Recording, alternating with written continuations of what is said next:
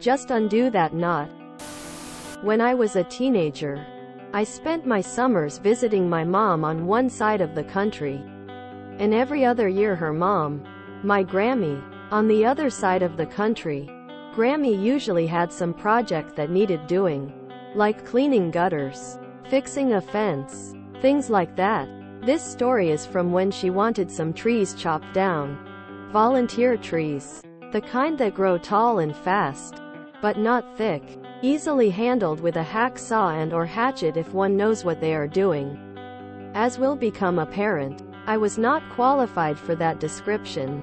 Grammy hired a neighborhood teen to help out, and the two of us tackled the first and smallest of the 3 trees. This was when I learned that I was the most qualified of the two of us.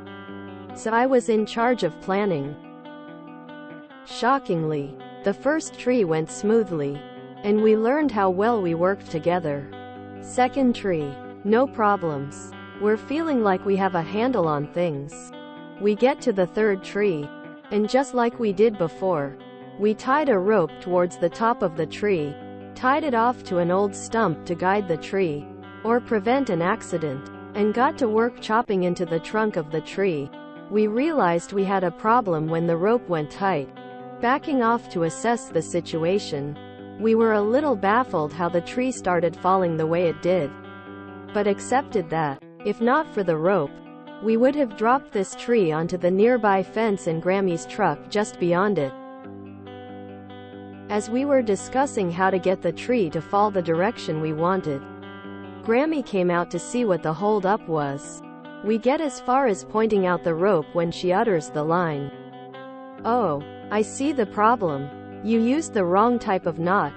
You needed a slip knot so you could tighten it up as you went." Quote, "No, that's not the problem. The problem is," quote, "here, undo that knot. I'll show you how to tie a proper knot." Nothing we could say could dislodge that idea that we just needed a proper knot.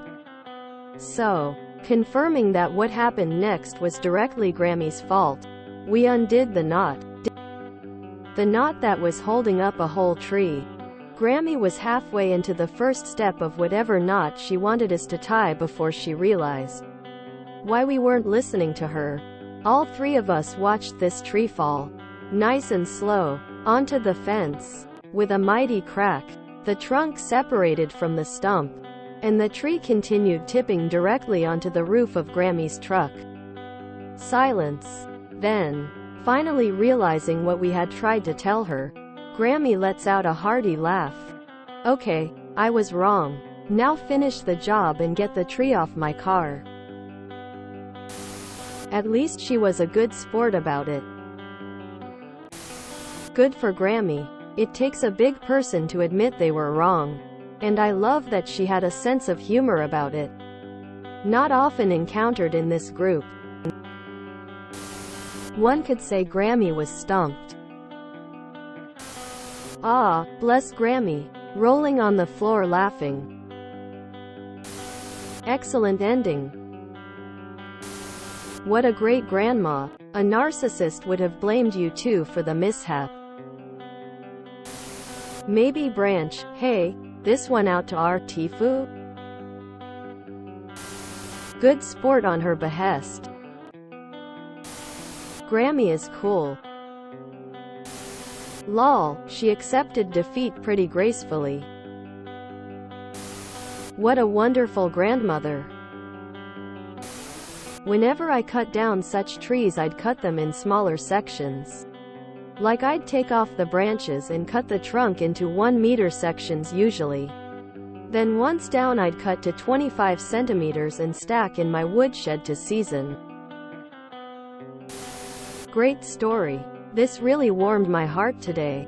Thanks for sharing. If you enjoyed this video, please check out our playlists full of similar content. Epicaricast is like doom scrolling for your ears. Please like, share, and subscribe.